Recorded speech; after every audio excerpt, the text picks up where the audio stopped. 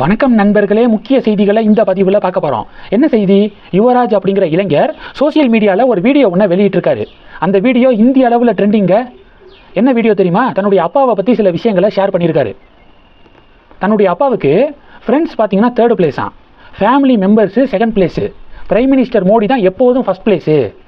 ஒரு பில்டிங் தீ பிடிச்சிருச்சுன்னா அந்த பில்டிங்குள்ளே ஃப்ரெண்ட்ஸு, ஃபேமிலி மெம்பர்ஸு, மோடி 3 பேரும் இருக்காங்கன்னா என் அப்பா முதல்ல காப்பாற்றுறது மோடியாக தான் இருக்கும்.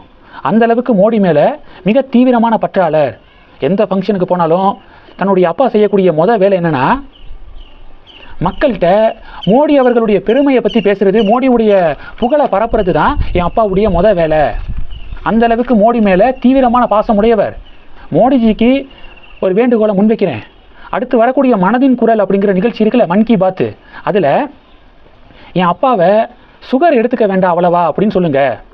நாங்கள் சொல்கிறத கேட்கவே மாட்டுறாரு. சுகர் பேஷண்ட்டு, ஸ்டில் அவர் அதிகமாக இனிப்பு சாப்பிட்டுக்கிட்டே இருக்காரு. நீங்கள் ஒரு வேளை சொன்னீங்கன்னா டெஃபினட்டாக கேட்பாரு, நாங்கள் சொல்கிறதெல்லாம் கேட்க மாட்டுறாரு அப்படின்னு அந்த யுவராஜ் அப்படிங்கிற இளைஞர் சமூக வலைதளத்தில் பேசி வீடியோ வெளியிட, யுவராஜுடைய அப்பா கிட்ட நான் ஒன்று கேட்டுக்கிறேன், இனிப்பு சாப்பிடாதீங்க, சுகர் எடுத்துக்காதீங்க, ஹெல்த்தியாக இருங்க அப்படின்னு சொல்லிட்டு பிரைம் மினிஸ்டர் மோடி தன்னுடைய இன்ஸ்டாகிராமில் இந்த ரிப்ளை பண்ணியிருக்காரு. இது இந்திய அளவில் ட்ரெண்டிங்காக ஷேர் ஆகுது. இது ஒன்று. ரெண்டாவது என்ன பார்க்க போகிறோம்? வெஸ்ட் பெங்காலில் எலெக்ஷன் வரப்போதா, மமதா பானர்ஜி என்ன வாக்குறுதி அறிவிச்சிருக்காங்கன்னா, டிஎம்சி மறுபடியும் ஆட்சிக்கு வந்துச்சுன்னா குடும்ப தலைவிகளுக்கு உரிமை தொகையாக மாதம் 1500 ரூபாய் வழங்கப்படும் அப்படின்னு சொல்லிட்டு டிஎம்சி அறிவிச்சிருக்காங்க, மமதா பானர்ஜி அறிவிச்சிருக்காங்க. அதற்கு டிஎம்கே என்ன ரியாக்ட் பண்ணுறாங்கன்னா, இன்னைக்கு இந்தியாவில் பல்வேறு மாநிலங்கள் குடும்ப தலைவிகளுக்கு உதவித்தொகையாக, உரிமை தொகையாக மாதம் மாதம் இவ்வளவு அப்படின்னு சொல்லிட்டு பல மாநிலங்கள் அறிவிச்சுக்கிருக்காங்க. யாரை பார்த்து காப்பி அடிக்கிறாங்க? டிஎம்கேவை பார்த்து காப்பி அடிச்சுக்கிருக்காங்க. குடும்ப தலைவிகளுக்கு உரிமை தொகை அப்படிங்கிற இந்த திட்டத்தை முதன்முறையாக டிஎம்கே கவர்மெண்ட் தான் இம்ப்ளிமெண்ட் பண்ணுச்சு அப்படின்னு சொல்லிட்டு பதிவுகள் போட்டுக்கிருக்காங்க. பாஜக என்ன பதிலடி கொடுக்குறாங்கன்னா, குடும்ப தலைவிகளுக்கு உரிமை தொகையாக 1000, 1500, 2000 இதெல்லாம் கொடுக்கறத விட முக்கியம் என்ன தெரியுமா? டாய்லெட்ஸ் இல்லாத வீடுகளுக்கு டாய்லெட்ஸ் கட்டி கொடுக்கறது ரொம்ப ரொம்ப முக்கியம். பிரதமர் மோடி ஸ்வச் பாரத் அப்படிங்கிற அந்த திட்டத்தின் கீழே 2014 அக்டோபர் 2 அப்போ ஸ்வச் பாரத் மிஷன் தொடங்கப்பட்டுச்சு. லாஸ்ட் 12 வருஷத்தில் பார்த்தீங்கன்னா 11-11.5 வருஷத்தில் இந்தியா முழுவதும் 11,84,00,000 டாய்லெட்ஸு பிரைம் மினிஸ்டர் மோடி கட்டி கொடுத்துருக்காரு.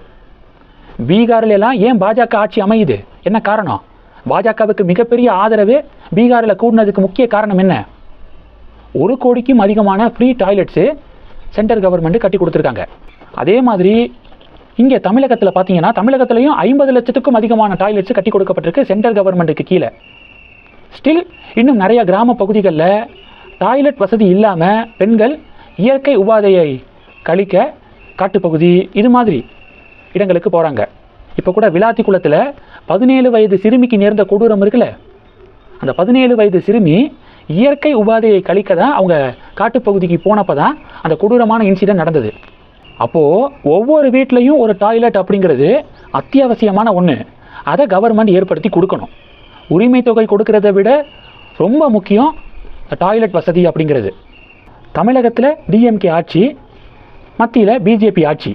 எதுக்கெடுத்தாலும் பிஜேபியை குறை சொல்லிக்கிட்டே இருக்காங்க டிஎம்கே.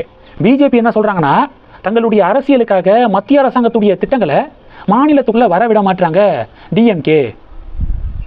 ஆவாஸ் யோஜனா அப்படிங்கிற திட்டத்தின் கீழே நிறையா வீடுகள் கட்டுவதற்கு சாங்ஷன் பண்ணிட்டோம், ஆனால் அதை நிப்பாட்டி வச்சுருக்காங்க டிஎம்கே. மத்திய அரசாங்கத்துடைய ப்ராஜெக்ட்ஸை வர விட மாட்டாங்க அப்படின்னு பிஜேபி சொல்கிறாங்க. இது மாதிரியான டிபேட் நடந்துக்கு இருக்கு. அப்போது உரிமை தொகையெல்லாம் முக்கியம்தான், ஆனால் அதை விட ஒரு வீட்டுக்கும் டாய்லெட் அப்படிங்கிறத கவர்மெண்ட் உறுதி செய்யணும் அப்படிங்கிறதான் மக்களுடைய கோரிக்கையாக இருக்குது.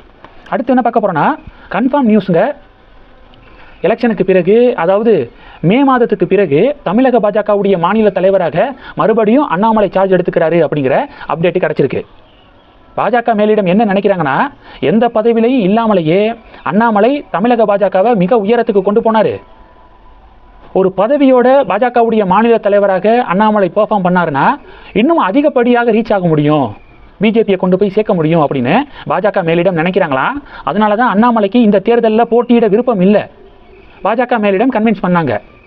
கன்வின்ஸ் பண்ணி இங்கே ஏதாவது ஒரு தொகுதியில் போட்டியிடணும், எம்எல்ஏ ஆகணும், சட்டப்பேரவையில் மக்களுக்காக குரல் கொடுக்கணும், எம்எல்ஏவாக நீங்கள் பாஜக மாநில தலைவராக இருந்தீங்கன்னா டெஃபினட்டாக அடுத்த கட்டத்துக்கு பாஜக போகும். நீங்கள் நார்மலாகவே கட்சியை நல்லா தான் வளர்க்குறீங்க. எம்எல்ஏவாக நீங்கள் மாநில தலைவராக இருந்தீங்கன்னா அதை விட இன்னொரு மடங்கு வேகமாக கட்சியை வளர்க்க முடியும் அப்படின்னு பாஜக மேலிடம் சொல்லியிருக்காங்க. ஸோ அதன் அடிப்படையில் வர மே மாதத்துக்கு பிறகு பிஜேபியுடைய ஸ்டேட் பிரசிடெண்ட்டாக அண்ணாமலை பதவி ஏற்பதற்கான வாய்ப்புகள் இருக்குது அப்படிங்கிற ரிப்போர்ட் கிடச்சிருக்கு. எம்எல்ஏ பதவியோட பொறுத்திருந்து பார்க்கலாம். இந்த செய்திகளை பற்றி உங்களுடைய பார்வைகளை கமெண்ட் பண்ணுங்கள். தொடர்ந்து கணக்கில் இருங்க. அடுத்தடுத்து நிறையா பதிவுகளை பார்க்க போகிறோம். நன்றி. ஜெய் ஹிந்த்.